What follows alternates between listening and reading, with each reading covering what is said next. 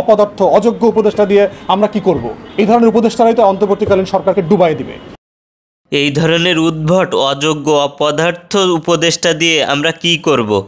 এই উপদেষ্টারাই তো অন্তর্বর্তীকালীন সরকারকে ডোবাবে। এবার অন্তর্বর্তীকালীন সরকারের উপদেষ্টাদের নিয়ে কঠোর সমালোচনা করলেন ব্যারিস্টার ফুয়াদ। তিনি বলেন, তাদের কোনো ভিশন দেখতে পাচ্ছি না যে সামনে তারা কি করবে। পুলিশ প্রশাসনও এখনও শৃঙ্খলায় ফিরে আসে নাই। স্বরাষ্ট্র মন্ত্রণালয়ের যিনি উপদেষ্টা আছেন তিনি পাবলিকলি কোনো দায়িত্বই নিচ্ছেন না।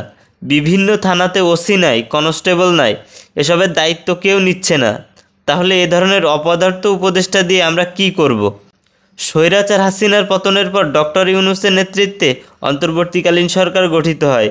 সেই সরকারের উপদেষ্টা হিসেবে শপথ গ্রহণ করেন বৈষম্য বিরোধী ছাত্র আন্দোলনের দুই সমন্বয়ক আসিফ মাহমুদ এবং নাহিদ ইসলাম।